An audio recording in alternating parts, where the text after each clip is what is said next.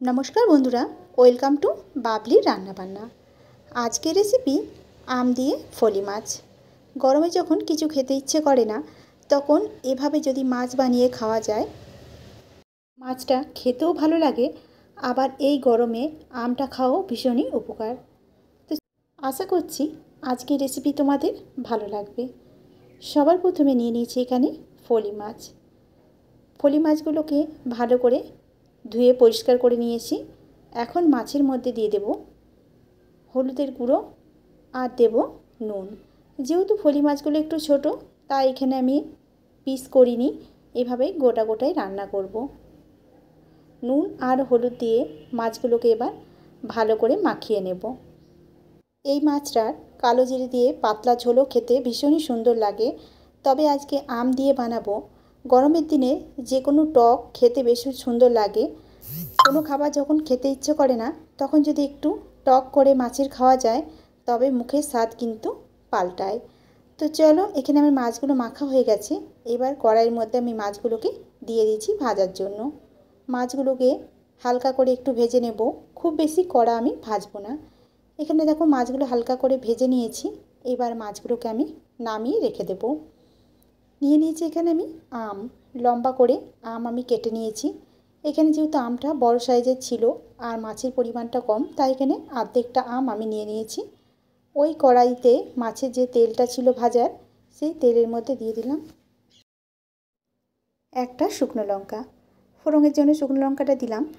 কিছুক্ষণ শুকনো লঙ্কাটাকে একটু ভেজে নেব। এবার দিয়ে দিচ্ছি এখানে পাঁচ ফোড়ন। যেহেতু টক জাতীয় কোনো খাবারে পাঁচ ফোড়নটাই বেশি ভালো যায়। এবার ফোড়নটাকে একটু ভেজে নেব। ফোড়নটা দিয়ে যখন সুন্দর একটা গন্ধ বেরোবে তখন এর মধ্যে দিয়ে দেবো কেটে রাখা আম। আমগুলো দিয়ে একটু নাড়াচাড়া করে ভেজে নেব। কিছুক্ষণ ধরে এইভাবেই দেখো নাড়াচাড়া করে নিলাম।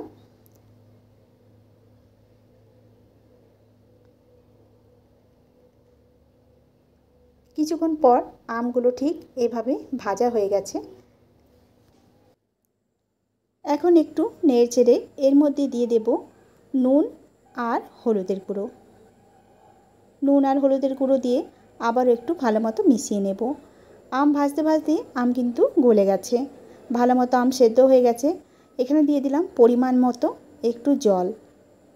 আমি এখানে আধ বাটির মতো জল দিয়ে দিলাম। জল দিয়ে এবার ঝোলটাকে ফুটতে দেব। এদিকে দেখো নিয়ে নিয়েছি এক চামচের মতো সর্ষে আর দুটো শুকনো লঙ্কা। এগুলোকে একটু বেটে নেব। ঝোলটা যখন দেখব ফুটে গেছে এর মধ্যে এবার দিয়ে দেব সামান্য পরিমাণে একটু চিনি। খুবই সামান্য পরিমাণে চিনিটা দিলাম। এতে মিষ্টি হবে না, তবে স্বাদের ব্যালেন্সটা খুব সুন্দর হবে। এখন দিয়ে দিচ্ছি বেটে রাখা সর্ষে আর লঙ্কা। ভালো করে এভাবে মিশিয়ে নেব। সামান্য একটু জল দিয়ে দিলাম বাটি ধোয়া। এবার ভালো করে সর্ষেটাকে আমি মিশিয়ে নিলাম।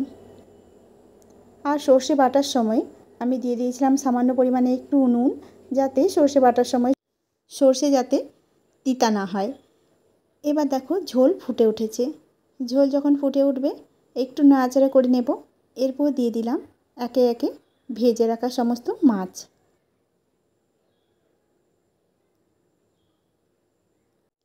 মাছগুলোকে দেওয়ার পরে একটু উল্টে পাল্টে নেব, দিয়ে আরও কিছুক্ষণ এটাকে ফুটতে দেব।